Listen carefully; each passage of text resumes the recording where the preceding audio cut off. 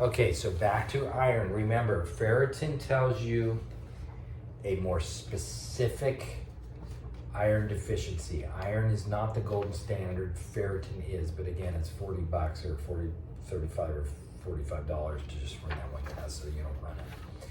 But so if your red blood cell count is low, your hemoglobin and hematocrit is low on your CBC, and your iron is normal, run the ferritin. That's my point. There's another test you need to know about, which is called transferrin. So if you read on transferrin, and I'm not teaching it, but just so you know about it, transferrin is the iron that's already bound to the cells. So you can run the efficacy of iron. Like if you want to know what that ferritin, if it's transferred to the cell, if the cells are utilizing and binding it, it's almost like testing the heme that's already bound to the blood cell. So it's like, oh, it's sticky, it's on there, it's in the cells. So transferrin can be used in some cases. So gnarly anemia cases, I'll run ferritin and transferrin to take a look at the depth and the complexity of the case. That's not very common. Most common things are just iron deficiency. Iron deficiency shows up for several different reasons. Let's go to our symptom survey here, or let's go to our not our symptom survey, but our blood analysis, functional analysis worksheet. So if you go down to the bottom where it says iron, okay, and it says it's high in hemochromatosis, liver, excess iron uptakes, and those type of things. We're talking about anemias first. Let's go to low. Let's imagine that the iron is less than 38, okay?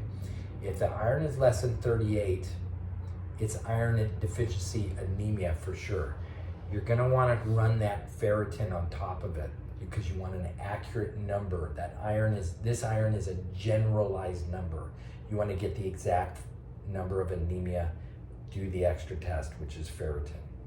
Now, if the person is iron deficiency anemic, the first thing you think is, are they digesting iron?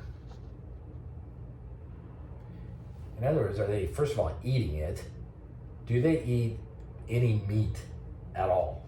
Like chicken, fish, lamb, turkey, beef, eggs, all of that has iron. The other thing, or are they just eating rice all the time? You know what I mean? So if they're just on rice with no iron, you're gonna be like, well, there's your issue, okay? But it's like, ladies, it's like, you've been around the block. It's like, oh, you're tired after your menstruation. Why don't you get a steak, right? You've heard that old saying, or eat some spinach, right? You've heard those sayings, like get that iron back up because you just went through this heavy menses. You've gone through an iron loss, a bleed, a red blood cell loss, and what you're losing is blood cells. But because the iron is attached to the red blood cells, you're losing iron. See, that's why the fatigue is there. And so you give the person a steak, or you give them, like something like spinach or something to rebuild their iron. That's as long as they can digest that meat and they can digest that iron, because the stomach needs hydrochloric acid to break iron down, and iron is absorbed and broken down in a highly acidic stomach. So if they're a category 2 person and they're hypochlorhydria and they don't have enough stomach acid, you might consider that as a contributing factor to a low iron anemic case. It's almost a funky reflex. Think about that alone. It's like, category 2 is fatigued and tired, Chaz always said. Well, if you don't have enough stomach acid and you can't break the iron down, look at this vicious cycle alone. If you're category 2, you're hypochlorhydric a lot of times. You don't have enough stomach acid. Well, if you don't have enough stomach acid, you can't break the iron down. Well, you can't break the iron down, you're gonna be anemic. Well, if you're anemic, you're even more fatigued. Look, I mean, it's funny how that energy, it's a law of attraction thing. Once you believe that you're fatigued, you're gonna create other systems that become fatigued, right? Because it's just a match. It's another separate match for fatigue for a category 2. You're now low in iron, okay? Now, certainly category 2s can be high iron. I'm not saying that it's always that way, okay? I'm not saying iron is a category 2 thing. I'm just giving you an example of hypochlorhydria and not enough stomach acid, because it takes stomach acid to digest iron, okay?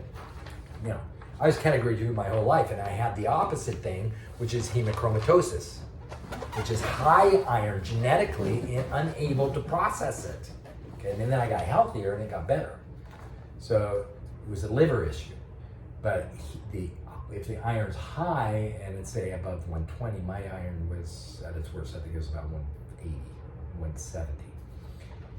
Iron is toxic. If you leave an iron skillet out in the rain just one night, what happens to the iron skillet? It oxidizes. And what does it look like when you pull it in the morning? It's all rusty. So imagine a person with high iron in their blood. That iron's going to turn to rust, isn't it? The body, and rust is toxic. I mean, it oxidizes. So that means there's a lot of free radical oxidation if the iron is high. So when you see the iron high, you go, oh crap, this person is not feeling well. They're a high level of oxidative problems. The disease is called hemochromatosis, but the condition can be achy joints. Like I was achy and I was a little grumpy. And the grumpiness and the short temper came because I was achy. It was like a Bryonia case. It was like, oh, I felt like a grumpy bear. Achy, my back hurt, my joints were stiff all the time, and that was high iron. So it was, when it's high iron, you gotta go, oh, this person needs to bloodlet and avoid their iron supplements.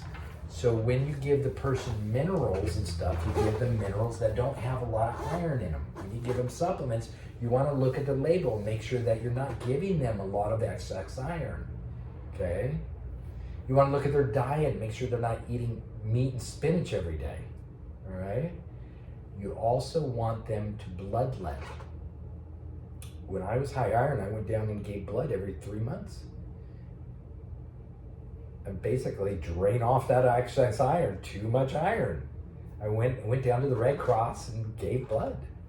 Now the good news is I'm giving blood to people who are without iron. So my blood was very valuable to them because it had high iron. Okay, it was good for them. I probably saved lives with that bloodletting. Okay, but the idea is if they have symptoms of fatigue, if they have symptoms of achiness, if they have symptoms of grumpiness, if they have those symptoms and their iron is high, it's inflammatory, it's oxidizing, there's too much rust buildup, and you got to drain it out and stop getting that iron. Now, if your supplements are this, so if your iron is high, your supplements are going to be donate blood and then give liver support. That's that Livitrit Plus, okay? And then the mineral that counterbalances iron is molybdenum, M-O-zyme. So if you want to inhibit iron from uptaking in the system, give the person molybdenum, because molybdenum attaches to the iron when you're eating it, so it's not readily absorbed, okay? So if a person is molybdenum deficient, they can have high iron, okay? Versus if someone has too much molybdenum in their diet, they could have low iron, okay? So they could be anemic because they are overdosing molybdenum. So this has to do with minerals. They're probably supplementing molybdenum, but most people don't supplement molybdenum, okay? So it's not probably going to be a problem. So keep in mind, if the iron is high, have them donate the blood. Give them some liver support, maybe molybdenum. Ask them about where the excess iron is coming from.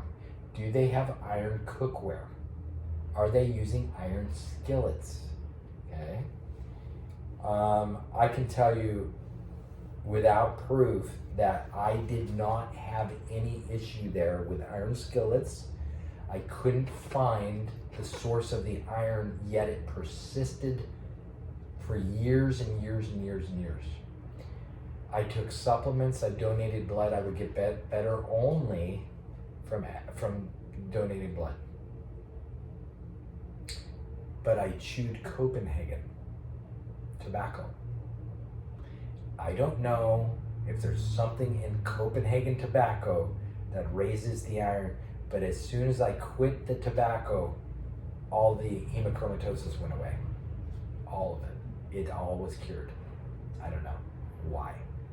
Maybe the tobacco leaf has it. Maybe it's a chemical additive. Maybe there's some other chemical that uptakes and binds the iron. I don't know. Something that they added to that product. But that was my issue, okay? Now, above it, let's go 2 up. You have total iron binding capacity.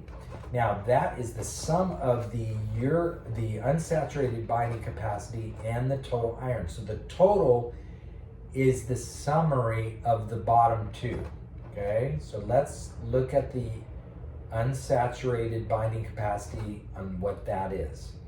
So the unsaturated, which means it's not protein bound, the binding capacity tells you the ability of that iron to bind to the red blood cells.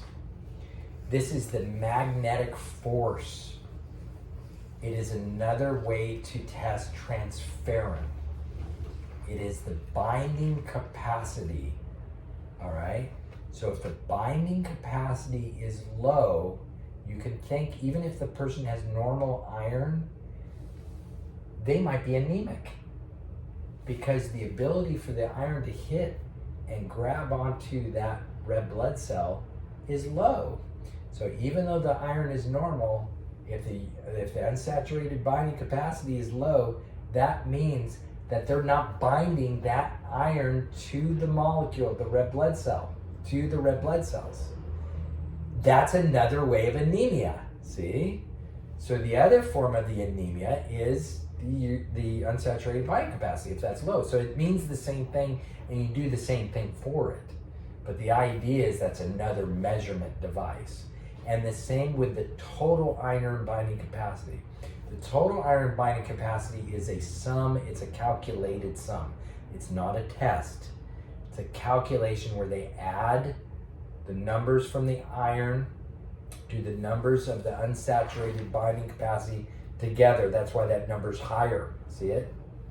It's the two sum up together, and that's a way to look. So you're able to kind of see, oh, like say for instance, the iron was 40. See how low 40 would be? And the unsaturated binding capacity was 115. That would be low. Individually, they would look low, but they're not abnormal. But the total iron binding capacity, because they're both low, would pick it up, okay? And they say, okay, the sum up between the two is going to create a problem with your red blood cells and your hemoglobin, your hematocrit, okay? So that's the iron in a sum up.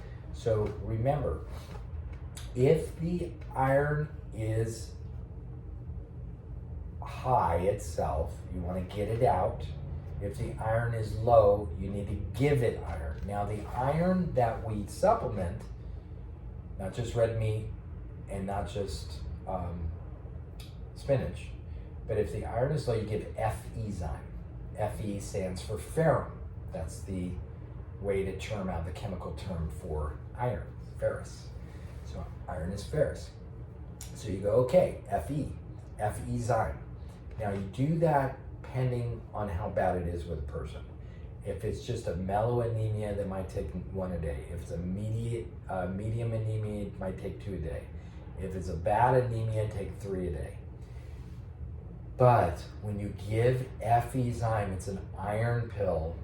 I've noticed that some people, not all of them, they can get an upset stomach, like cramping or gripping with iron supplements. Anytime a person gets gripping with a supplement, it's because they're hypochlorhydric and they need to take HCl. So they either need Hydrozyme or HCl+, okay? That's why they're not breaking it down enough. So if you give them an HCl+ every time they take the iron, and usually right in the middle of the meal is the best, you take the meal for a couple bites, then swallow the iron pill, and then the HCl, they're usually good, okay? So it shouldn't bother them. But if they're taking on an empty stomach and they're not taking hydrochloric acid, that Fe-zyme might cause a little gripping pain for them. Cool? All right. So that's the idea. So everything's just written out there. Anytime you have a mineral that's deficient, like say they're deficient in iron, You got to go, oh, I prefer to give you that mineral, but I'm going to put it on a bed of other minerals. I'm always going to put it on a bed of multi-mints. Okay? The reason that you do that, it doesn't matter what you give. If it's a mineral, put it on the bed. If they're mineral deficient on one thing, believe me, they're mineral deficient on a whole bunch of other stuff. You just don't have all the proof, okay? You might do your Riddler reflex, you might see zinc, and you might see, say, magnesium or calcium low, and those type of things. Put those things on the bed of multi-mints, all right? Get those multi-mints in first, and then you can add those things on top, okay? That's the best way to go. Cool? Does that make sense? Any questions on that? Straightforward? Interesting? Good. All right. All right, that's the iron story.